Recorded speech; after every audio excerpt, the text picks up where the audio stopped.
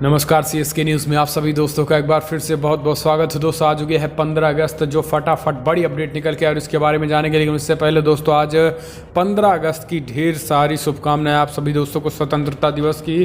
दोस्तों आपको बता दें कि देश भर में आज जश्न का माहौल है और स्वतंत्रता दिवस को लेकर नेतन्याहू ने भारत को दी है स्वतंत्रता दिवस की बधाई। पीएम मोदी को बताया अपना सच्चा साथी।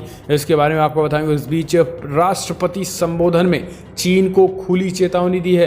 गालवान के वीरों पर देश को गर्व है, देश के दुश्मनों को माकूल जवाब मिलेगा अगर भारत की तरफ आंख दिखाई तो। इसके साथ ही आपको बता दें कि वीवीआईपी यात्रा के लिए बनाए गए B777 विमान लेने अमेरिका गए एयर इंडिया के अधिकारी। अब आपको बता दें कि आप प्रधानमंत्री मोदी समेत वीवीआईपीज चलेंगे उस प्लेन के जरिए। आपको बताएंगे इसके बारे में खासियत। तो वहीं बड़ी अपडेट निकल के आ रही है, जहां पर इजराइल और यूएई के बीच समझौते के बीच भड़का तुर्की और ईरान।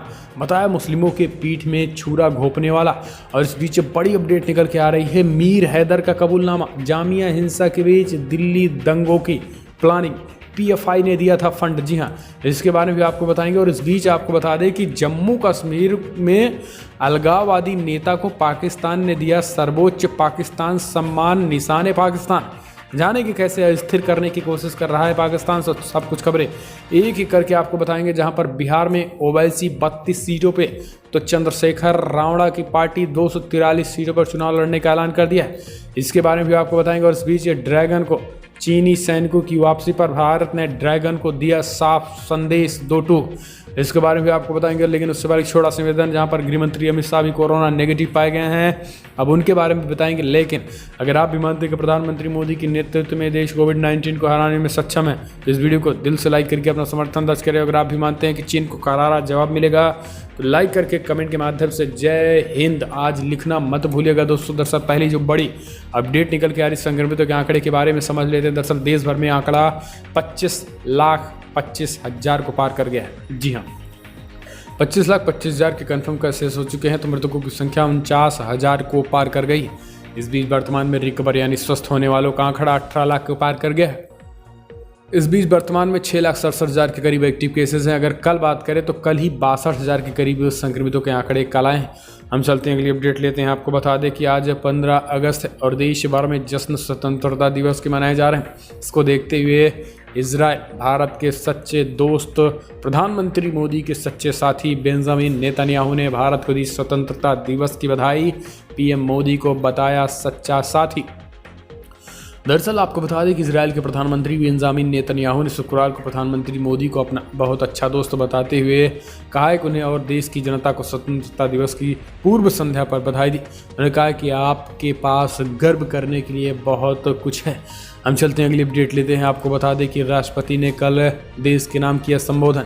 गालवान के वीरों पर कहा देश को गर्व है, देश के दुश्मनों को माकूल जवाब मिलेगा। आपको बता दें कि देश के 74वें स्वतंत्रता दिवस की पूर्व संध्या पर राष्ट्रपति रामनाथ कोविंद ने देश को संबोधित किया।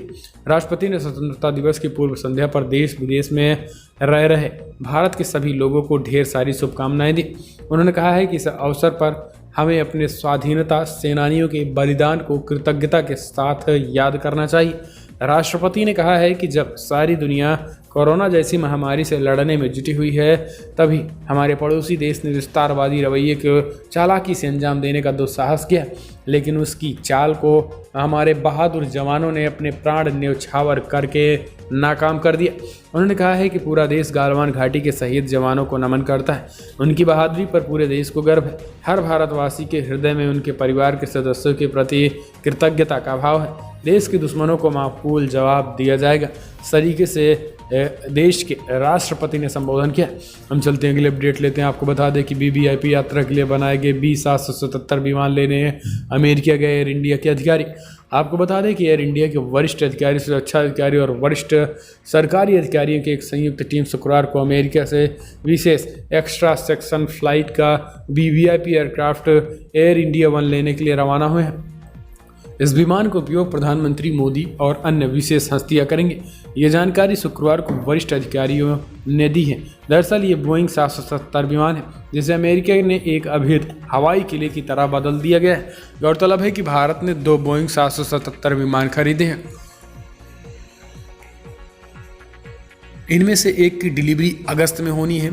इसी को लेने के लिए अधिकारी अमेरिकी गए हैं। इसका इस्तेमाल भारतीय प्रधानमंत्री के अलावा राष्ट्रपति और उपराष्ट्रपति भी करेंगे।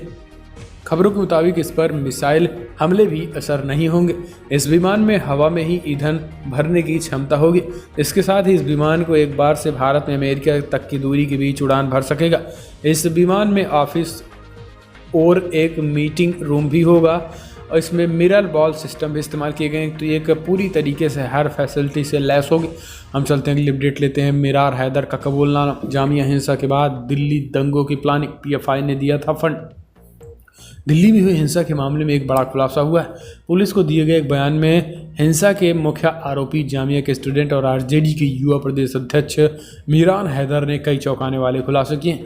पुलिस के मुताबिक अपने कबूलनामे में मीरान हैदर ने कहा है कि हिंसा की साजिश पहले से ही रची जा चुकी थी। उसने बताया है कि दिल्ली में चलने वाले प्रदर्शनों में लोगों की भारी भीड़ इकट्ठा करने की जिम्मेदारी उसी की थी। इसके साथ ही वहां के इंतजाम को देख रेख भी वो करता था। मीरान हैदर के मुताबिक जामिया में हुई हिंसा के बाद दिल्ली दंगों की प्लानिंग थी। दिल्ली में हिंसा के लिए पीएफआई ने फंड दिया था। तो एक बड़ी अपडेट है। हम चलते हैं, अगली अपडेट लेते हैं। आपको बता दें कि यूएई इजराइल के बीच समझौता, मुसलमानों की पीठ में छुरा घोंपना है। ईरान और तुर्की का बड़ा बयान। दरअसल आपको बता दें कि ईरान के विदेश मंत्रालय ने संयुक्त अरब अमीरात और इजराइल के बीच गुरुवार को पूर्ण राजनयिक संबंध स्थापित करने के लिए हुए ऐतिहासिक समझौते की कड़ी निंदा की और इसे सभी मुसलमानों की पीठ में छुरा घोंपना करार दिया है। सरकारी टीवी ने शुक्रवार को एक रिपोर्ट में बताया। मंत्रालय की ओर से जारी बयान में ईरान ने दोनों देशों के बीच संबंधों को सामान्य करने को खतरनाक और शर्मनाक कदम बताया है और संयुक्त अरब अमीरात को इजराइल के फारस की खाड़ी के संयुक्त के राजनीतिक समीकरण में हस्तक्षेप करने को लेकर आगाह किया। बयान में मंत्रालय ने कहा कि संयुक्त अरब अमीरात सरकार और अन्य सहयोगी सरकारों को इस कदम से होने वाले परिणामों की जिम्मेदारी भी अवश्य लेनी चाहिए। वहीं संयुक्त राष्ट्र के महासचिव एंटोनियो गुतेरेस ने इजरायल और संयुक्त अरब अमीरात के बीच पूर्ण राजनीतिक संबंध बहाली के समझौते का स्वागत किया। हम चलते हैं, अगली अपडेट लेते हैं। आपको बता दें कि अलगाववादी नेता को पाकिस्तान का सर्वोच्च सम्मान। दरअसल भारत विरोधी बयानों के लिए चर्चित हुए हुर्रियत नेता सैयद अली शाह गिलानी को पाकिस्तान ने निशाने पाकिस्तान से नवाजा है। जी हाँ, दरअसल आपको बता दें कि पाकिस्तान लगातार जम्मू कश्मीर में अशांति फैलाने की कोशिश कर रहा है। यही कारण है कि एक बार फिर से पाकिस्तान अपने प्रोपेगेंडा रचना शुरू कर दी है। दरअसल आपको बता दें कि उसने प्रोपेगेंडा से बाज नहीं आ रहा है। पाकिस्तान ने 14 अगस्त को अपने स्वतंत्रता दिवस पर पूर्व हुर्रियत नेता सैयद अली शाह गिलानी को अपने सर्वोच्च नागरिक सम्मान निशान पाकिस्तान से नवाजा है। गिलानी की ओर से हुर्रियत नेताओं से ईवान सदर में इस सम्मान को लिया। अलगाववादी नेता गिलानी को कश्मीर में भारत विरोधी बयानों के लिए जाना जाता है। यही वजह है कि पाकिस्तान ने गिलानी को इस सम्मान से नवाजा है। पाकिस्तान ने अपने स्वतंत्रता दिवस को कश्मीर एकजुटता दिवस के रूप में मनाया गया। गिलानी को यह सम्मान देने के प्रस्ताव पाकिस्तानी सीनेटर मुश्ताक अहमद ने दिया। हम चलते हैं, अगली अपडेट लेते हैं। आपको बता दें कि जहां पर बिग ब्रेकिंग निकल के आ रही है, चीन को खुली चेतावनी। दरअसल आपको बता दें कि चीनी सैनिकों की वापसी पर भारत ने साफ साफ संदेश दे दिया है।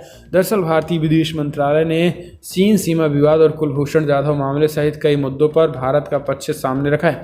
विदेश मंत्रालय के प्रवक्ता अनुपम श्रीवास्तव ने चीन के साथ सीमा विवाद पर अब सैनिकों की जल्दी और पूर्ण वापसी और शांति और स्थिरता की बहाली द्विपक्षीय संबंधों के लिए आवश्यक है। मंत्रालय ने कहा है कि दोनों पक्षों के बीच सैनिकों की वापसी को लेकर विस्तृत समझौता है। इसके आधार पर पहले कुछ प्रगति भी हुई और अगर चीन चाहेगा तो दोनों तरफ से शांति समझौते की बात होगी। लेकिन अगर चीन भारत को आंख दिखाने की कोशिश करेगा तो ये दोनों पक्षों के लिए भारी होगा। हम चलते हैं, अगली अपडेट लेते हैं। आपको बता दें कि बिहार में ओवैसी की एआईएमआईएम पार्टी 32 सीटों पर, तो चंद्रशेखर की आज़ाद समाज पार्टी 243 सीटों पर लड़ेगी चुनाव। आपको बता दें कि बिहार विधानसभा की तारीख जैसे जैसे करीब आ रही है, राजनीतिक समीकरण भी बदलते नजर आ रहे हैं। दरअसल बिहार चुनाव में अब भीम आर्मी के चंद्रशेखर आज़ाद की भी एंट्री हो गई है। खुद को रावण कहने वाले चंद्रशेखर आज़ाद समाज पार्टी के झंडे तले बिहार की सभी 243 सीटों पर चुनाव लड़ेंगे। भीम आर्मी के चीफ चंद्रशेखर आज़ाद ने कहा है कि किसी भी अन्य दलों से गठबंधन नहीं किया जाएगा और सभी सीटों पर पार्टी अपने उम्मीदवार खड़े करेगी। आज़ाद ने कहा है कि बिहार में सबसे बड़ी समस्या अत्याचार की है, जिसे दूर करने का बड़ा भीम आर्मी ने उठाया है, बीड़ा भीम आर्मी ने उठाया है। तो वहीं ओवैसी की पार्टी ने भी 32 सीट चुनाव लड़ने का ऐलान कर चुकी है। AIMIM ने उम्मीदवारों की पहली लिस्ट भी जारी कर दी है। इनमें से फिलहाल 16 सीटें RJD के कब्जे में हैं, तो 7 सीटें कांग्रेस के पास हैं। वहीं 4 सीटें JDU तो 3 सीटें BJP के पास हैं, जबकि 3 सीटें अन्य के पास हैं। तो अब आप समझ सकते हैं कि 32 सीटों पर चुनाव ओवैसी की पार्टी लड़ने जा रही है। हम चलते हैं अगली अपडेट लेते हैं। आपको बता दें कि पूछताछ में चार्ली पेंग ने खोले अपनी ज़िंदगी के राज। 6 साल पहले रखा था भारत में कदम। दरअसल आपको बता दें कि हवाला रैकेट चलाने वाले सातिर चार्ली पेंग और लुओ सांग ने पूछताछ में अपनी ज़िंदगी को लेकर कई खुलासे किए हैं। उसकी ज़िंदगी की कहानी किसी फिल्मी कहानी से कम नहीं है। उसने पहली बार साल 2014 में भारत की ज़मीन पर कदम रखा था। दिल्ली में आकर नूडल्स का कारोबार किया और बड़े हवाला रैकेट तक जा पहुंचा। भारत आने के बाद उसने खासा रकम जुटाई, फिर उसने पीछे मुड़कर नहीं देखा। चार्ली को पहली बार साल 2018 में दिल्ली पुलिस के स्पेशल सेल ने गिरफ्तार किया था। हालांकि कुछ दिन बाद वो छूट गया था। आपको बता दें कि चार्ली वही शख्स है जो पर डे 3 से 4 करोड़ रुपए निकालता था हवाला रैकेट के जरिए, जिसके बाद ईडी ने शिकंजा कसा था। हम चलते हैं अगली बड़ी खबर। अच्छी खबर निकल के आ रही है। गृह मंत्री अमित शाह की कोरोना रिपोर्ट आई नेगेटिव, होम आइसोलेशन में रहेंगे कुछ दिन। दरअसल केंद्रीय गृह मंत्री अमित शाह की कोरोना रिपोर्ट शुक्रवार को नेगेटिव आई है। इस बात की जानकारी उन्होंने खुद ट्विटर के जरिए दी है। गृह मंत्री अमित शाह ने लिखा है कि आज मेरी कोरोना टेस्ट रिपोर्ट नेगेटिव आई है। मैं ईश्वर का धन्यवाद करता हूं और इस समय जिन लोगों ने मेरे स्वस्थ लाभ के लिए शुभकामनाएं देकर मेरा और मेरे परिजनों को ढाढ़स बंधाया, उन सभी का हृदय से आभार व्यक्त करता हूं। डॉक्टर्स की सलाह पर अभी कुछ और दिनों तक होम आइसोलेशन में रहूँगा। हम चलते हैं अगली अपडेट लेते हैं। आपको बता दें कि सुशांत सिंह ने अंकिता लोखंडे के लिए खरीदा था 4.5 करोड़ का फ्लैट। ईडी ने किया बड़ा खुलासा। जी हाँ, आपको बता दें कि EMI भी भर रहे थे। दरअसल आपको बता दें कि सुशांत के मामले में एक्टर के पिता के बिहार में केस दर्ज कराने के बाद ईडी ने जांच शुरू की। ईडी ने जब जांच शुरू की तब एक नए खुलासे हो रहे हैं। दरअसल ईडी की जांच में पता चला कि दरअसल रिया के नाम पे तो कोई घर सुशांत ने लिया ही नहीं था, जबकि सुशांत की पहली वाली गर्लफ्रेंड पर ही अंकिता लोखंडे के लिए ही 4.5 करोड़ के मकान खरीदे थे, फ्लैट खरीदे थे। तो अब ये बड़ा खुलासा हुआ है और उसकी EMI भी सुशांत भर रहे थे, यानी 4.5 करोड़ रुपए के फ्लैट सुशांत ने खरीदे थे।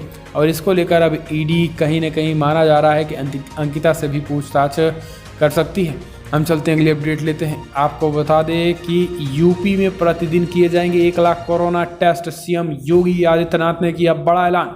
दरअसल आपको बता दें कि यूपी के मुख्यमंत्री योगी आदित्यनाथ ने कोविड-19 के 1 लाख टेस्ट प्रतिदिन करने के निर्देश दिए।